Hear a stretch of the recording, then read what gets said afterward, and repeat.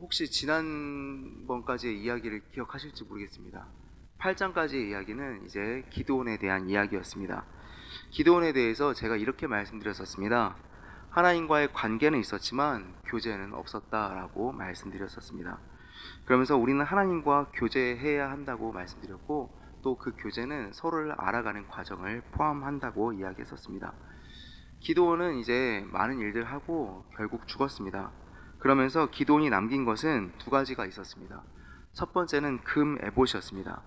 그런데 이 금 에봇은 이스라엘 백성들을 우상숭배로 이끌게 되었습니다. 두 번째로 기드온이 남긴 것은 70명의 아들들이었습니다. 그런데 이 70명의 아들들은 요담을 제외하고 아비멜렉의 손에 모두 죽게 되는 일이 벌어지게 됩니다. 결국 이것입니다. 아무것도 아닌 인생이 하나님께 쓰임 받았을 때 놀라운 일을 경험했지만, 하나님을 잊어버렸을 때는 다시 아무것도 아닌 인생이 되어버렸다는 것을 우리는 기드온을 통해 보게 되는 겁니다. 기드온의 유산이 이스라엘을 우상숭배로 이끌게 되었습니다. 하나님께로 이끈 것이 아니라 우상숭배로 이끌게 된 것입니다. 또 아비멜렉으로 인해서 나라에 내란이 일어나게 되었습니다. 하나님과의 교제가 없었기 때문에 그렇습니다.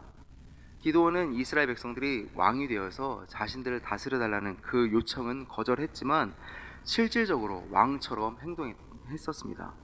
그리고 그가 남긴 유산들은 오히려 이스라엘을 더욱 혼란스럽게 만든 겁니다.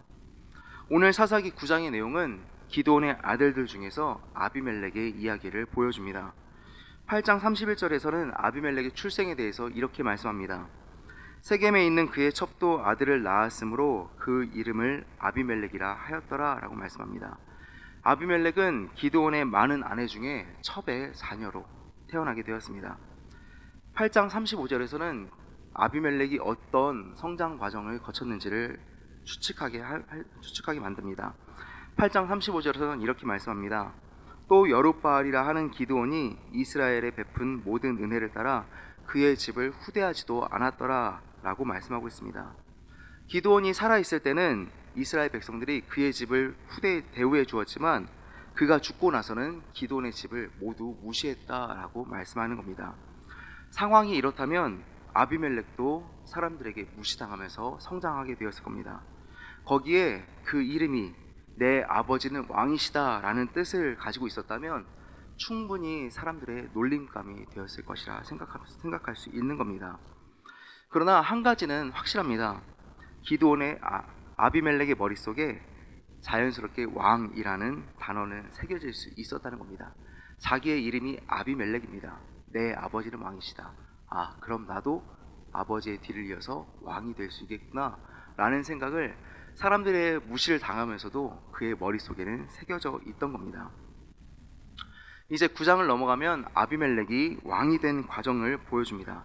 세겜 사람들이 아비멜렉을 왕으로 세우는데 이 과정을 살펴보면 이해하기 힘든 몇 가지를 보게 됩니다.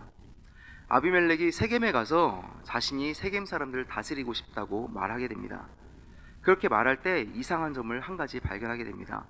2절 말씀을 보면은 이제 아비멜렉이 나는 너희를 다스리고 싶다라고 말하면서 그 끝에는 이렇게 말합니다.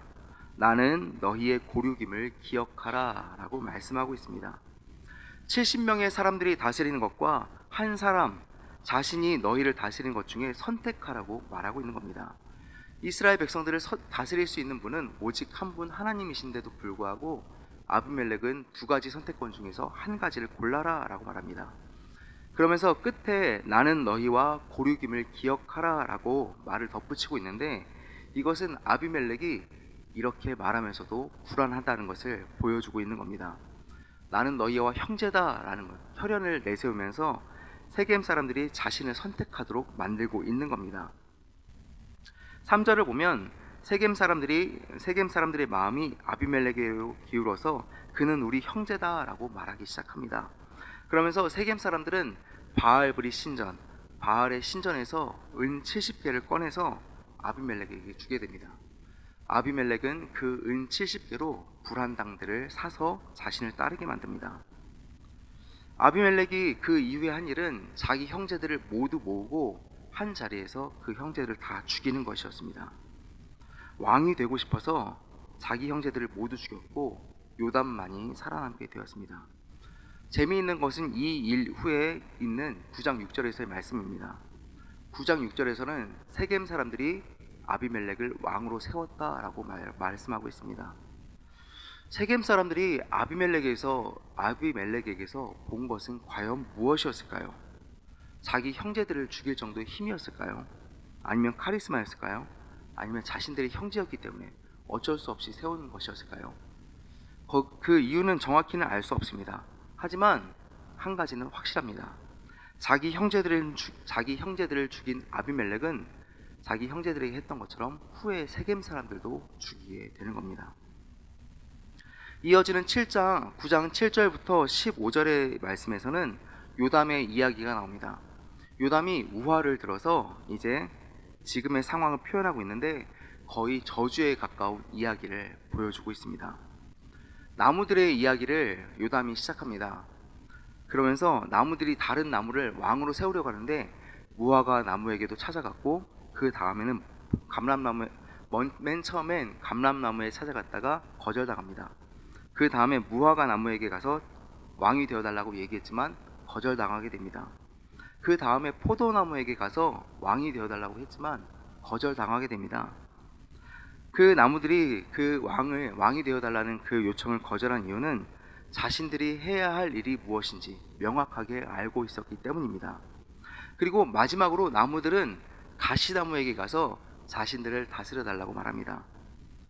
그리고 가시나무는 자신이 왕이 되겠다라고 승낙합니다. 여기서 가시나무는 아비멜렉을 상징합니다. 가시나무인 아비멜렉은 왕이 될 수도 없고 왕이 되어서도 안 된다라는 것을 요담이 우화를 들어서 비유적으로 이야기를 하고 있는 겁니다. 왕이 되어서는 안 될 사람이 왕이 되면 벌어지는 일은 자신의 자리를 견고하게 하기 위해서 폭력도, 또 그보다 더 잔인한 일도 불사하게 되는 것입니다. 그러면서도 사람들이 인정을 받지 못합니다. 결국 가시나무에서 불이 나와서 모든 것을 불사르게 될 것이다 라고 요담이 말했는데 그 일이 실제로 벌어지게 되는 겁니다. 16절부터 21절의 내용을 보면 요담이 자신이 한 이야기를 정리하는 것을 보게 됩니다. 16절과 19절에서 반복되는 말씀이 있습니다. 너희가 행한 것이 과연 진실하고 의로우냐라는 말씀을 반복해서 말하고 있는 겁니다. 아비멜렉을 왕으로 세운 일이 진실하고 의로운 일인지를 묻고, 만약 그렇다면 19절에서는 서로 기뻐하게 될 것이다 라고 말씀하지만 20절 말씀에서는 만약 너희가 행한 일이 진실하고 의로운 일이 아니라면 벌어질 일의 결과를 이렇게 말씀하고 있습니다. 아비멜렉에게서 불이 나와서 세겜 사람들과 밀로에 있는 사람들의 집을 다 불질 것이다. 그리고 반대로 세겜 사람들과 밀로의 집에서도 불이 나와서 아비멜렉을 불살을 것이다 라고 말하는 겁니다. 결국 세겜 사람들이 한 일에 대해서 진실하고 의로운 일이 아니라면 서로가 서로를 죽이게 되는 일이 벌어질 것이다 라는 저주인 겁니다. 그런데 이 말이 실제로 이루어지게 됩니다. 23절부터 25절의 내용을 보면 아비멜렉이 이스라엘을 다스린 지 3년 만에 세겜 사람들이 아비멜렉을 배신하는 것을 보여줍니다. 그러면서 23절에서는 이렇게 된 일의 원인을 하나님께서 악한 영을 보내셨기 때문이다 라고 말씀하고 있습니다. 하나님께서 이렇게 하신 이유를 24절 말씀에선 이렇게 말씀하고 있습니다.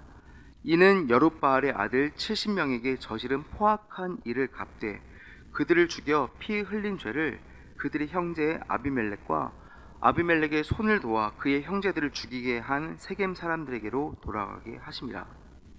결국 이 모든 일은 자신들이 저지른 죄의 대가를 받게 된 것입니다. 아비멜렉은 아비멜렉대로, 세겜 사람들은 세겜 사람들대로 대가를 치르게 되는 것입니다. 세겜 사람들은 아비멜렉을 배신해서 아비멜렉에게로 가는 그 공물을 강탈하기 시작합니다. 그러면서 26절부터는 새로운 사람이 등장하게 되는데 가알이라는 사람이 등장합니다. 가알은 먼저 아비멜렉을 험담하기 시작합니다. 그리고 세겜 사람들과 동맹을 맺습니다. 그러나 이 가알은 아비멜렉과의 전쟁에서 져서 도망치게 됩니다. 그리고 나서 42절부터는 아비멜렉이 어떻게 보복하는지를 보여줍니다. 먼저 아비멜렉은 세겜성을 초토화시킵니다. 이스라엘 백성 42절에서는 이스라엘 백성들이 밭으로 나오매 사람들이 그것을 아비멜렉에게 알리니라라고 말씀합니다. 사람들은 단순히 밭에 일하러 나왔으나 아비멜렉은 그 사람들을 모조리 다 죽이기 시작합니다. 그리고 그 세겜성도 초토화시킵니다. 세겜성도 정령해서 그 성에 있는 사람들을 다 죽이고 그 성을 헐고 소금을 뿌리는 잔인한 일을 아비멜렉이 행하게 됩니다. 아비멜렉의 보복은 여기서 끝나지 않습니다.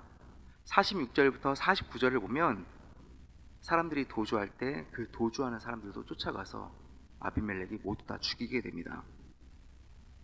세겜 망대에 있던 모든 백성이 엘브릿 신전 보루에 들어가게 됩니다. 사람들이 아비멜렉이 두려워서 숨게 된 겁니다. 이 사실을 아비멜렉이 알게 되었습니다. 이 엘브릿은 바알브릿과 같은 뜻으로 바알의 또 다른 이름입니다. 보루는 적의 공격을 막기 위해서 견고하게 만든 요새입니다. 아비멜렉이 신전은 공격하지 않겠지라고 생각했기 때문에 여기에 모두 숨은 것입니다.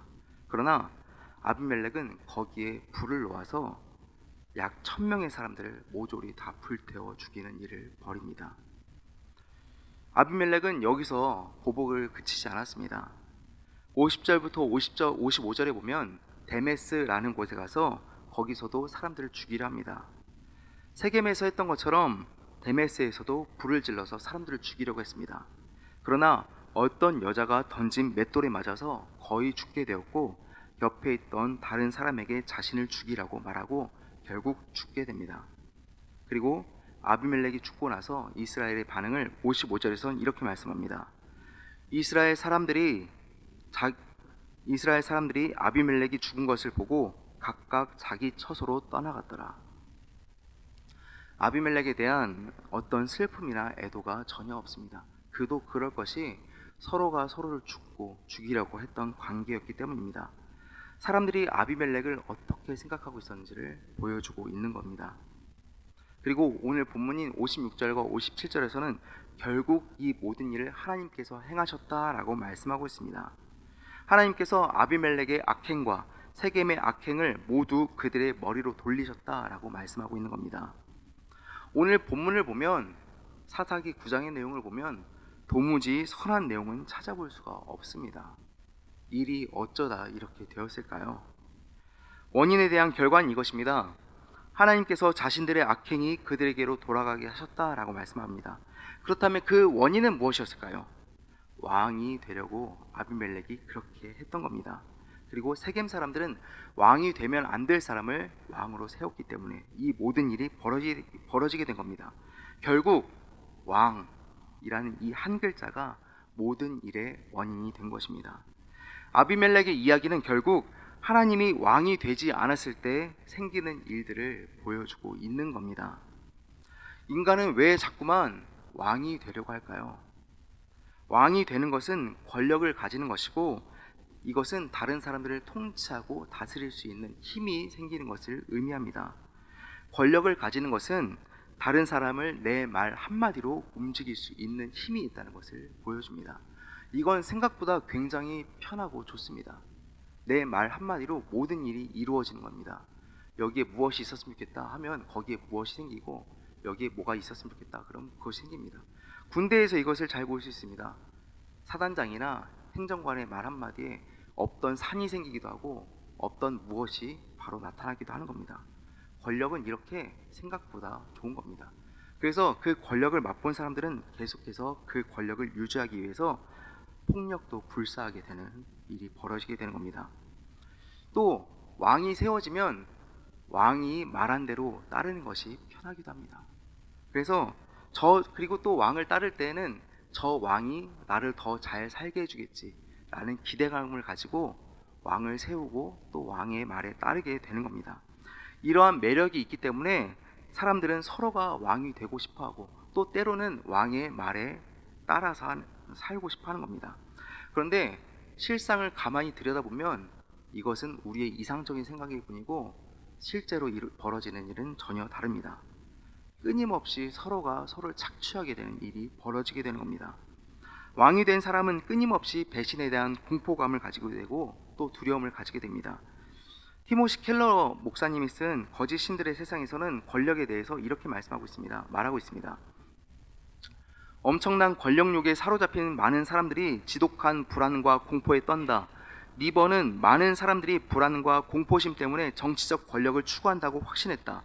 설령 공포심 때문에 권력을 추구하지는 않더라도 권력에는 거의 언제나 공포가 따라다닌다.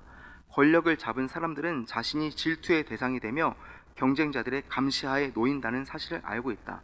권력은 대적 공포심에서 태어나고 다시 더욱 깊은 공포를 낳는다.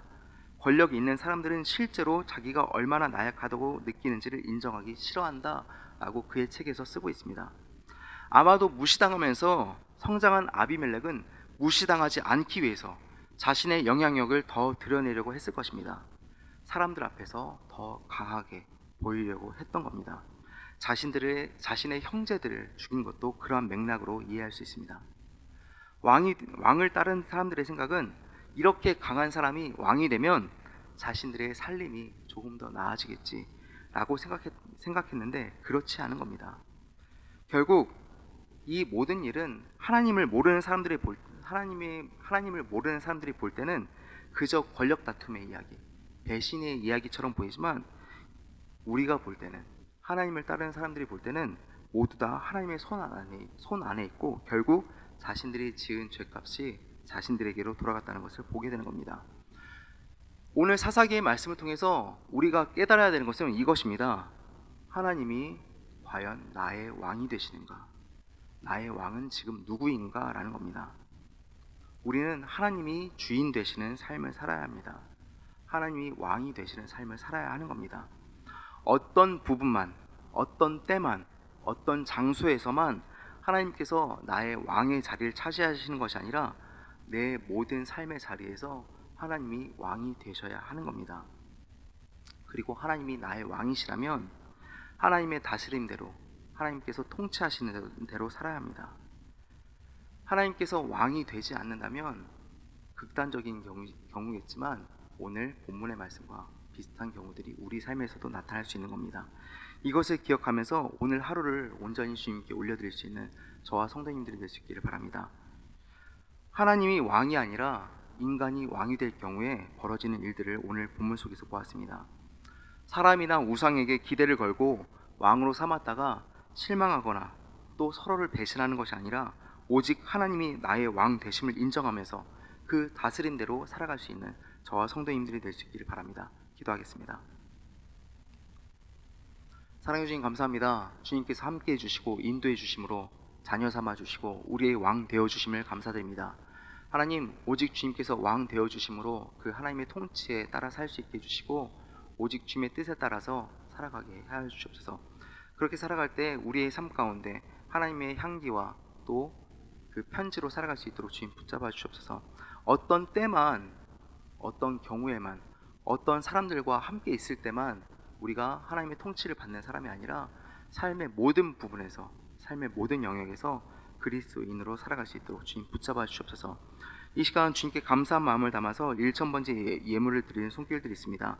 하나님, 이 기도 제목들 다 들으시고 응답하여 주시고 더 큰 감사로 주님께 나아갈 수 있도록 주님 붙잡아 주옵소서.